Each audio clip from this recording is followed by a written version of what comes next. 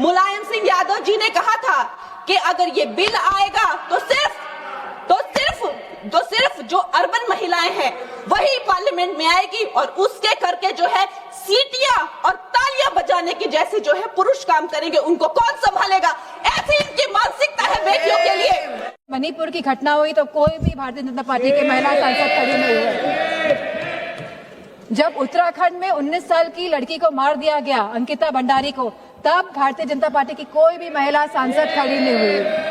पुरुषों से तो हमें उपेक्षा नहीं है, लेकिन कम से कम महिलाओं से तो हम ये उम्मीद करते हैं कि वो एटलीस्ट महिलाओं के लिए तो खड़ी हों। हमारे संस्थापक आदरणीय श्रद्धेय नेताजी ने जब उत्तर प्रदेश में पहली बार महिला आरक्षण लागू किया पंचायती राज में, तब जहां SC/ST महिलाओं को आरक्षण मिला, वही हमारी OBC महिलाओं को भी आरक्षण मिला और हमारी जनरल कैटेगरी की महिलाओं को भी आरक्षण मिला। अब समाजवादी पार्टी चाहती है कि इस आरक्षण में हमारी अल्पसंख्यक महिलाओं को भी आरक्षण मिले।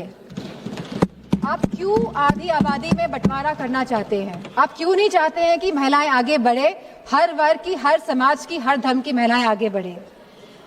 आज हमारी यह मांग है कि आप OBC महिलाओं को भी आरक्षण दें और हमारी अल्पसंख्यक महिलाओं को भी आरक्षण दें। अल्पसंख्यक महिलाओं से तो किसी तरह का द्वेष, किसी तरह की चिढ़ है सामने बैठे हुए लोगों को, लेकिन मुझे पूरा भरोसा है कि जो हमारे यूपी के सांसद हैं भारतीय जनता पार्टी के, वो OBC महिलाओं के लिए मना नहीं करेंगे। तो वाकई में अगर आपको संशोधन लाना था, अगर आपको कॉन्स्टिट्यूशनल अमेंडमेंट करना था, तो आप इस बात का अमेंडमेंट करते कि आप OBC महिलाओं को आरक्षण देने का काम करेंगे। आज जब आप अल्पमत में दिखाई दे रहे हैं, क्योंकि आप जानते हैं कि आपका जो वोट है वो खिसकता जा रहा है कहीं ना कहीं, तो आप इस तरह का भ्रम फैलाने के लिए ये संशोधन बिल लेकर आए हैं, क्योंकि आपका केवल एक ही लक्ष्य है कि जो डेटा, जो कास्ट सेंसस का डेटा, जो जातिगत जनगणना का जो डेटा आएगा, जिससे सबकी भागीदारी सुनिश्चित होगी, निश्चित होगी, आप इससे भागना चाह रहे हैं और आप डिलिमिटेशन की प्रक्रिया से इसीलिए सेंसस को हटाना चाहते हैं, या 20 या 25 साल के सेंसस का आप प्रयोग करना चाहते हैं। आप कहते हैं आप महिलाओं की हितैषी है, आप महिलाओं के बारे में सोचते हैं, लेकिन आज जब मैं यहाँ खड़ी हुई हूँ और जब पिछले कुछ दिनों पहले जब संसद चला और जब कैफ बिल आया, central arm forces police force bill आया, तब आपने जो शहीद हुए, जिन्होंने हमारे देश के लिए बलिदान दिया, जिन्होंने हमारे देश के लिए जो शहीद हुए हैं, आपने उनको शहीद तक का दर्जा नहीं दिया। आपने उन शहीदों की महिलाओं के बारे में, उनके बच्चों के बारे में नहीं सोचा। आज जब ये आप विधेयक लेके आ रहे हैं, तो हमारी मांग है कि उन महिलाओं के सम्मान के लिए आप उन शहीद जनों को, शहीद जवानों को शहीद का दर्जा दें और साथ में आप उन्हें पेंशन देने का भी कार्य करें। अब जब महिलाओं की बात हो रही है, तो आंगनवाड़ियों को क्यों छोड़ रहे हैं आप आंगनवाड़ियों को भी, जो इतने साल से संघर्ष कर रही है, जो गांव-गांव में संघर्ष कर रही है, आप उनको भी उनका मानदेय बढ़ाने का कार्य करें।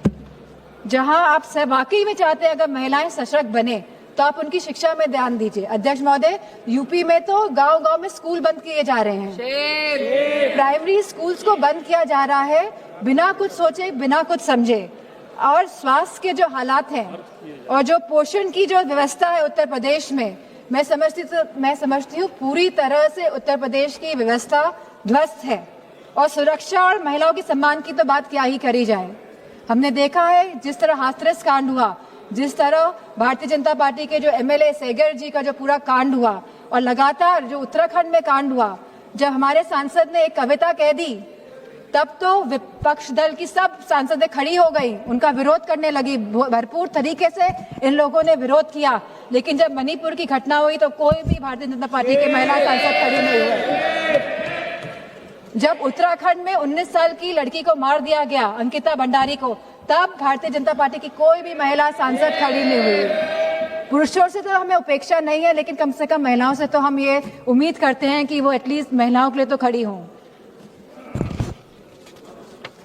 मैं जो ये मोह में है, सत्ता के जो मोह हो गया है भारतीय जनता पार्टी को, जो छोड़ना नहीं चाहते हैं, और जिस तरह से डिलिमिटेशन लाना चाहते हैं, जिस तरह से जातिगत जनगणना नहीं कराना चाहते हैं, जिस तरह से ये लोग चाहते हैं कि सत्ता में बने रहे लेकिन गरीबों को, पिछड़ों को, दलितों को उनका हक, सम्मान, अधिकार नहीं दे, तो मैं कहना चाहती हूँ, क्योंकि कल प्राइम मिनिस्टर जी ने जिक्र किया था कि जब 2023 में ये बिल आया था सबने साथ दिया था और तब साथ देने पे भी उनकी सरकार आई, लेकिन वो ये ना भूलें कि जब 2023 में बिल पास हुआ था, 2024 में इनकी सरकार आई थी, तो पहले पूर्ण बहुमत की सरकार थी और अभी कौन सी सरकार है? अभी सहयोगियों के साथ इनकी सरकार बनी हुई है और अब दोबारा ये बिल लेके आ रहे हैं एक भ्रम फैलाने के लिए, एक इस तरह की भूमिका बनाने के लिए।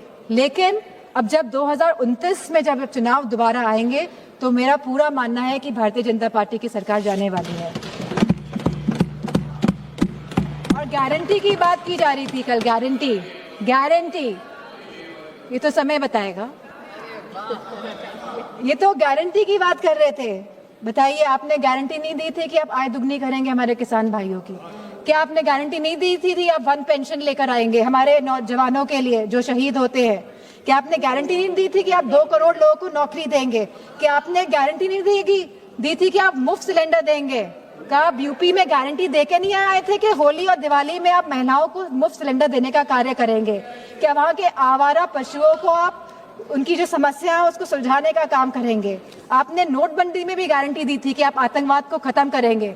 आप सबसे ज्यादा घटनाएं आतंकवाद की अगर हुई हैं तो भारतीय जनता पार्टी की सरकार के समय हुई है, चाहे वो पुलवामा हो, चाहे वो पहलगाम की घटना हो, चाहे वो नक्सलवादियों की घटनाएं हो। सबसे ज्यादा अगर हमारे जवान शहीद हुए हैं तो भारतीय जनता पार्टी के समय में शहीद हुए हैं। नक्सलवाद खत्म हुआ लेकिन आप शहीदों को शहीद का दर्जा नहीं देंगे, पेंशन नहीं देंगे आप। बात करते हैं।